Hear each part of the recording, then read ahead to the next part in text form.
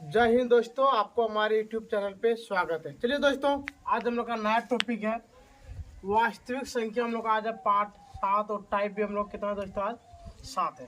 चलिए दोस्तों, आज हम लोग स्टार्टिंग करने वाले हैं। यहाँ पे दिया है पहला, हम लोग का आज नया टॉपिक है पूर्णांक संख्या किसे कहते हैं। क्या बोले दोस्तों आपको, पूर्णांक संख्या किसे कहते हैं। चलिए दोस्तों, आज इसी के बारे में हम लोग क्या करने वाले, चर्चा करने वाले हैं। तो यहाँ पे देखिए लिखा है, जब पूर्ण संख्याओं को, क्या लिखे दोस्तों, जब पूर्ण संख्याओं को धनात्मक और ऋणात्मक संख्या से दर्शाया जाता है तो उसे पूर्णांक संख्या कहते हैं। यानी कहने का मतलब दोस्तों, यदि आपको कोई बोले कि बताओ कि पूर्ण संख्या किसे कहते हैं, तो आपको बोलना है जीरो, माइनस वाला हो, प्लस। कहने का मतलब जीरो हो, ऋणात्मक हो और धनात्मक हो को सभी को एक जगह मिला देंगे तो उसी संख्या को हम लोग बोलते हैं पूर्णांक संख्या। कोई दिक्कत दोस्तों। चलिए यहाँ पर देखते हैं, यहाँ पर हम लिखे, जैसे यहाँ पे देखिए दोस्तों, यहाँ पे लिखे जीरो, 1 2 3 4 5 जो प्लस में होते हैं। क्या बोले, जो संख्या प्लस में होते हैं उसको बोलते हैं हम लोग धनात्मक, और जो संख्या माइनस में होते हैं उसको बोलते हैं हम लोग ऋणात्मक।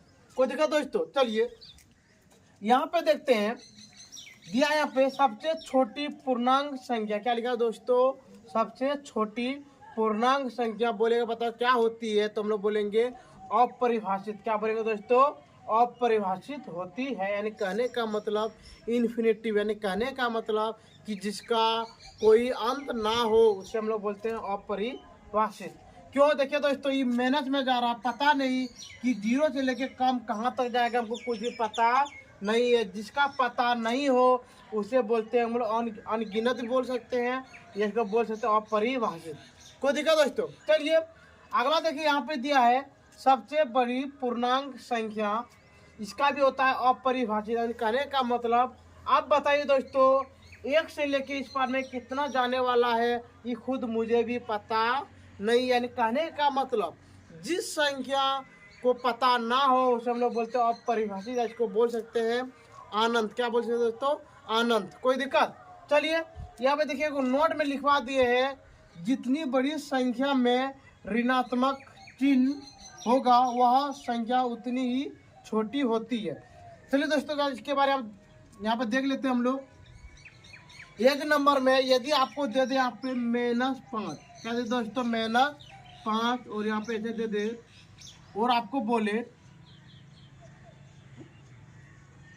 यहाँ पे क्या बोले दोस्तों, -5 दे दे, और आपको ऐसे कर दे, पे बोल दे 7, और बोलेगा बताओ ये संख्या क्या सही है या गलत है।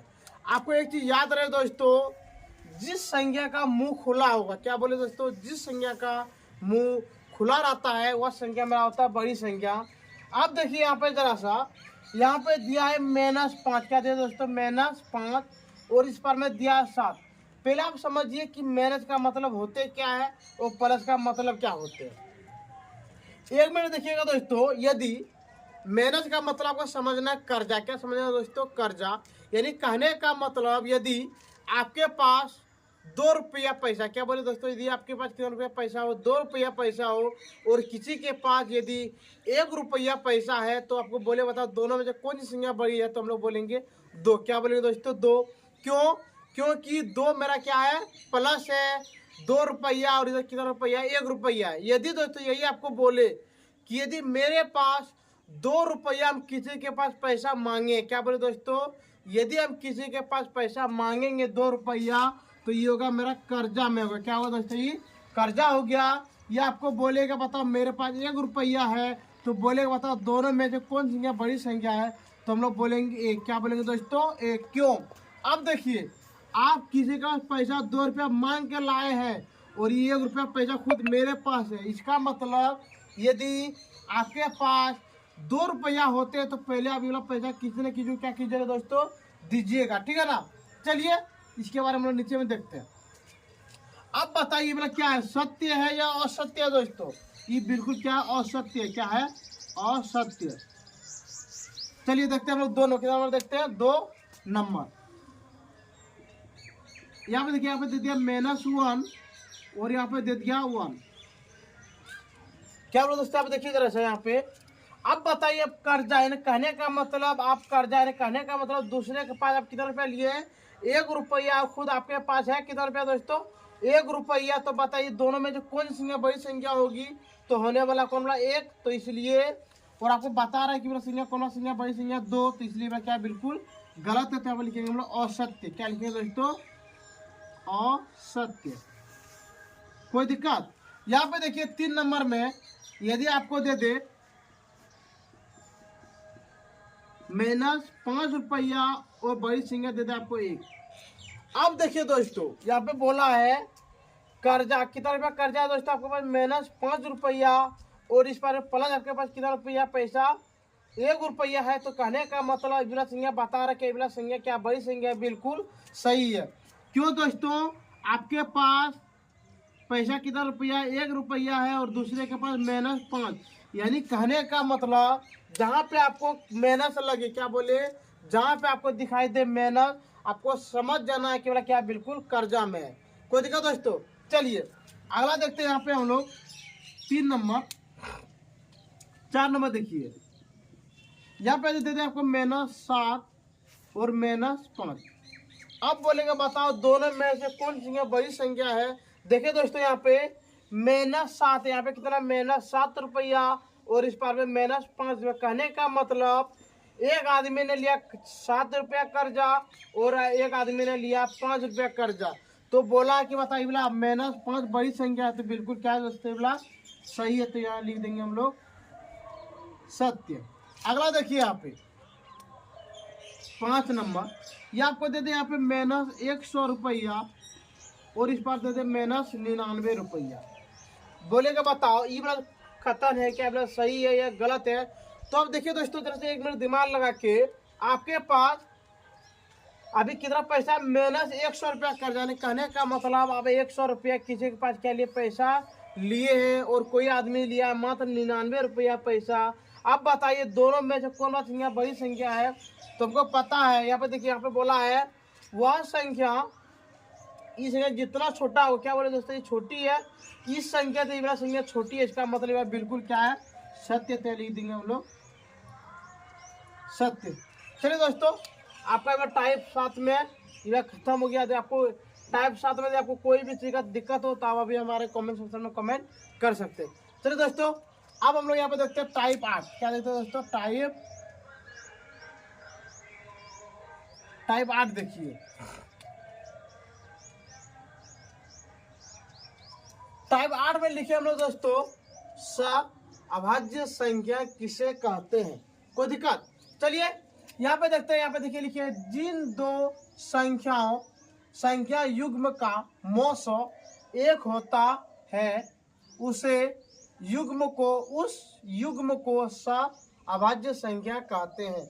अब देखिए दोस्तों, जरा आप इसके बारे में अभाज्य संख्या के बारे में, यदि दोस्तों आपको कोई बोले कि बताओ अभाज्य संख्या किसे कहते हैं, तो आपको हमेशा 2 संख्या लेना। क्यों संख्या लेना दोस्तों, आपको 2 संख्या में से यदि आप दोनों संख्या क्या निकालिएगा, मौस निकालिएगा, तो मौस कितना निकलना चाहिए दोस्तों, आपका 1। कितना निकलना चाहिए, 1। अब यहाँ पे देखिए, हम लिखिए यहाँ पे 2,3, 3,4, 4,5 ऐसे करके हम लिख दिए यहाँ पे इत्यादि। चलिए हम लोग प्रत्येक के बारे में मौस निकाल के देखते हैं।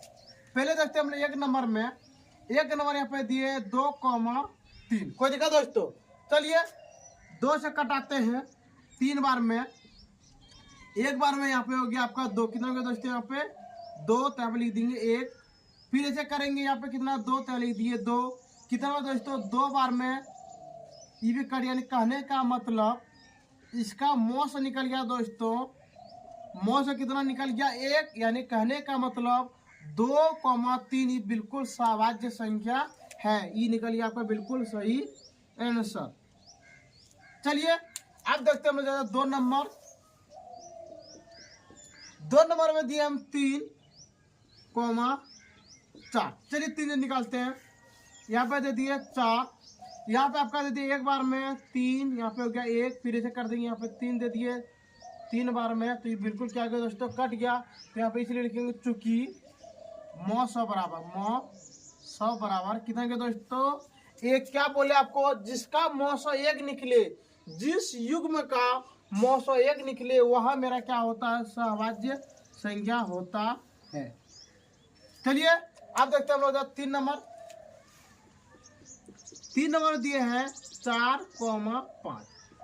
चलिए यहाँ पे देखते हैं हम लोग 4 जो देते हैं 5 बार में ये हो गया आपका, 1 बार में 4, यहाँ पे दे दिए 1, फिर यहाँ पे दे दिए 4 बार में, तो यहाँ पे लिखेंगे हम लोग 900 बराबर 1। ये निकल गया दोस्तों बिल्कुल आपका सही आंसर। यानी कहने का मतलब 4,5 युग में भी क्या बिल्कुल सही है। और इसी में यदि आपको एक चीज दे दे कि बताओ 4,8 ये क्या सहभाज्य संख्या है या नहीं है। चलिए अभी हम लोग निकाल के देख लेते हैं। यहाँ पे 4 से देंगे 8 बार में। अब देखिए यहाँ पे जरा सा 4 से कटेगा 2 बार में, तो अब बताइए इसका 900 कितना निकल गया, 900 बराबर निकल गया कितना 4। यानी कहने का मतलब 4,8 सहभाज्य संख्या बिल्कुल नहीं है, इसलिए आप क्या दे देंगे हम कट्टी। कोई दिक्कत। चलिए इसी में और कोई देख लेते हैं हम लोग। 3 नंबर हो गया यहाँ पे 4, यहाँ पे देखिए 5 नंबर, यहाँ पे देते 9,27। बोलेगा बताओ क्या 9,27 सहभाज्य संख्या है या नहीं है। चलिए दोस्तों हम लोग तुरंत निकाल के देख सकते हैं। यहाँ पे 9 से निकाले 27 बार में 1 कट गया, पर 3 बार में 9 तिया 27, तो ये दोनों जगह क्या कट गया, तो यहाँ पे लिख सकते हैं हम 900 बराबर कितना के दोस्तों 9। तो देखिए आपको हम बताए हैं कि जिसका क्या बोले, जिस संख्या का 900 कितना निकले 1 निकले, क्या बोले, जिस संख्या का 900 कितना निकले 1 निकले वही संख्या मेरा क्या होगा, सहभाज्य संख्या होगा। और यदि 1 से अधिक निकले तो सहभाज्य संख्या नहीं होगा। कोई दिक्कत दोस्तों। तो ये बड़ा युग मेरा सहभाज्य संख्या नहीं है। चलिए यहाँ पे देखते हैं हम लोग 6 नंबर।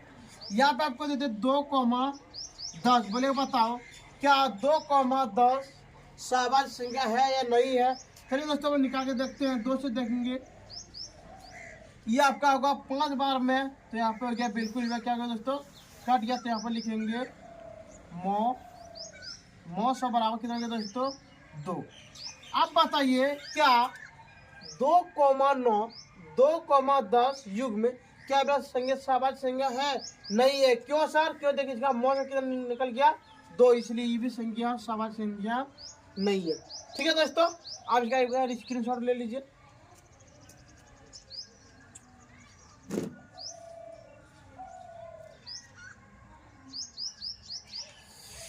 ठीक है दोस्तों, हम इतना उम्मीद कर सकते हैं टाइप 7 और टाइप 8 में आपको कोई भी चीज़ का दिक्कत नहीं हुआ होगा। और दोस्तों इतना बताने के बाद भी यदि आपको कोई भी चीज़ का यदि आपको दिक्कत हो तो आप हमारे कमेंट सेक्शन में कमेंट कर सकते हैं। और दोस्तों यदि आपको वीडियो अच्छा लगता होगा तो दोस्तों आप सब्सक्राइब जरूर कीजिएगा। ठीक है दोस्तों, आज का वीडियो हम ये बंद करते हैं। जय हिंद, जय भारत।